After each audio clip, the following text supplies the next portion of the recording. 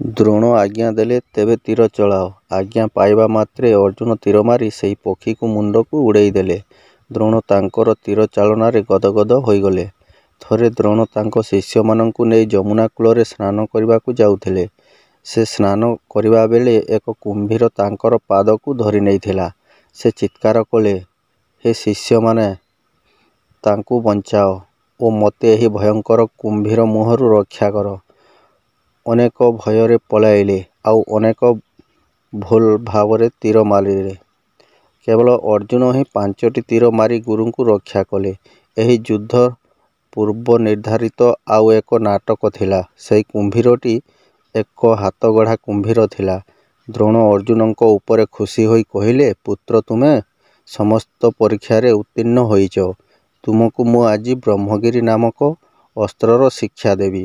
ଏହାକୁ ମୁଁ କେବଳ ତୁମକୁ ହିଁ ଶିକ୍ଷା ଦେବି, ଯାହାର ପ୍ରୟୋଗ ମାନବର ଅତୀତ କୌଣସି କିଛି ଉପରେ ମଧ୍ୟ ପକାଇପାରେ। ସାଧାରଣ ମନୁଷ୍ୟ ଉପରେ ଏହାକୁ ପ୍ରୟୋଗ କଲେ ପୃଥିବୀ ଧ୍ୱଂସ ହେବ। ଅର୍ଜୁନ ସଙ୍ଗେ ସଙ୍ଗେ ସ୍ନାନ କରି ଶୁଚିବନ୍ତ ହୋଇ ଗୁରୁଙ୍କ ଠାରୁ ସେହି ମହାନ ଅସ୍ତ୍ର ଶିକ୍ଷା କଲେ। ଦିନେ ଧୃତରାଷ୍ଟ୍ର ସଭାକୁ ଦ୍ରୋଣ ଗଲେ।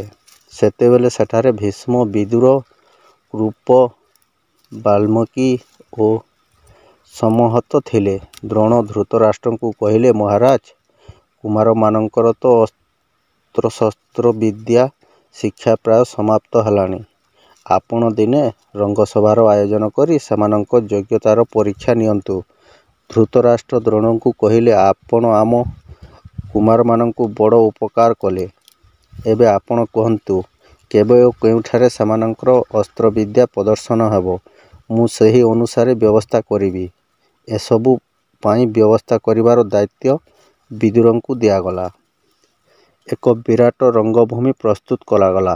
ରାଜବଂଶର ସମସ୍ତେ ସେଠାକୁ ଦେଖିବାକୁ ଆସିଥିଲେ।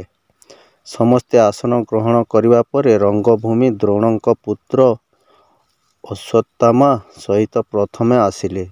ତାପରେ ତାଙ୍କର ଶିଷ୍ୟଗଣ ଖଡ୍ଗୀ, ଢାଳ, ଧନୁ, ତୀର, ଗଦା ଇତ୍ୟାଦି ଅସ୍ତ୍ରଶସ୍ତ୍ର ଧରି ରଙ୍ଗଭୂମିରେ ଆସି ପ୍ରବେଶ କଲେ।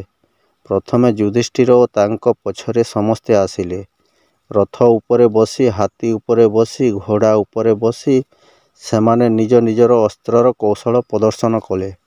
ଯାହା ଯାହା ଘଟଣା ସବୁ ରଙ୍ଗଭୂମିରେ ଘଟୁଥାଏ, କୁନ୍ତୀ ଗାନ୍ଧାରୀଙ୍କୁ ଓ ବିଦୁର ଧୃତରାଷ୍ଟ୍ରଙ୍କୁ ସେସବୁ କଥା କହିଦେଉଥାନ୍ତି।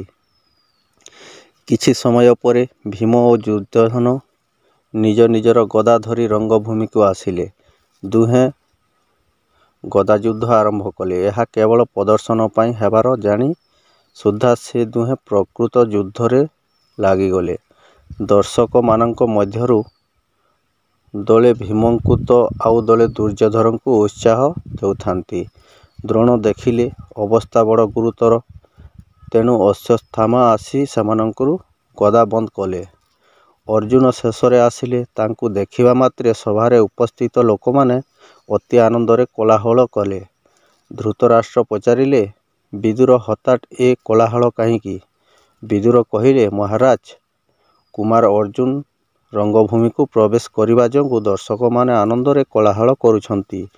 ତାପରେ ଦ୍ରୋଣଙ୍କ ଆଦେଶକ୍ରମେ ମହାବୀର ଅର୍ଜୁନ ବରୁଣାସ୍ତ୍ର ଚଳାଇ ଜଳବର୍ଷା କଲେ। ଆଗ୍ନେୟକୁ ସ୍ତ୍ରୀ ଚଳାଇ ଅଗ୍ନି ସୃଷ୍ଟି କଲେ। ବାୟୁଆସ୍ତ୍ର ଚଳାଇ ବାୟୁ ସୃଷ୍ଟି କଲେ।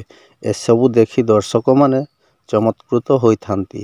ସମସ୍ତେ ଖାଲି ଅର୍ଜୁନଙ୍କର ପ୍ରଶଂସାରେ ଶତମୁଖ।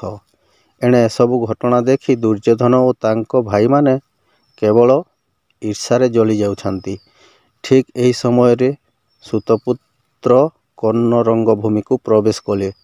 ସେ ଦ୍ରୋଣାଚାର୍ଯ୍ୟ ଓ କୃପାଚାର୍ଯ୍ୟଙ୍କୁ ସବିନୟ ପ୍ରଣାମ କରି କହିଲେ, ଆଚାର୍ଯ୍ୟ ମହାଶୟ, ଅର୍ଜୁନ ଯେଉଁ ସମସ୍ତ ବିଦ୍ୟାରେ ପାରଙ୍ଗମ, ସେସବୁଥିରେ ମୁଁ ମଧ୍ୟ ବିଦ୍ୟା ଶିକ୍ଷା କରିଛି। ମୋତେ ଅନୁମତି ଦେଲେ ମୁଁ ମଧ୍ୟ ସେସବୁ ପ୍ରଦର୍ଶନ କରିବି।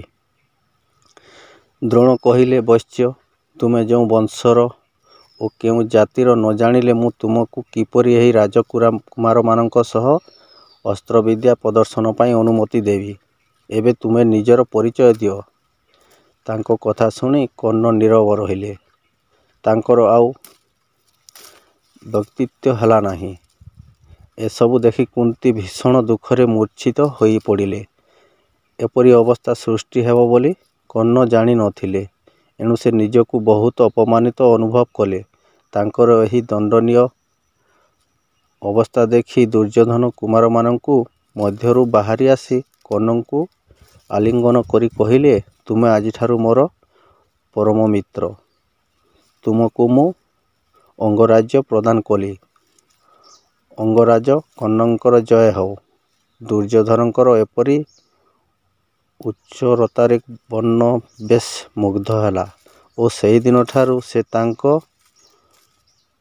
ପ୍ରତି ଚିରଋଣୀ ହୋଇ ରହିଲେ। ସେଦିନ ପାଇଁ କର୍ଣ୍ଣ ଓ ଅର୍ଜୁନ ଗୁରୁଙ୍କ ନିର୍ଦ୍ଦେଶରେ ଦ୍ୱନ୍ଦ୍ୱ ଯୁଦ୍ଧରେ କ୍ଷତ କଲେ। ଦ୍ରୋଣାଚାର୍ଯ୍ୟ ଓ କୃପାଚାର୍ଯ୍ୟ ଅବସ୍ଥା ସମ୍ଭାଳି ନେଲେ। ରଙ୍ଗସଭା ଭଙ୍ଗ ହେଲା। ସେହିଦିନ କାର୍ଯ୍ୟକ୍ରମ ସବୁ ସେତିକିରେ ଶେଷ ହେଲା।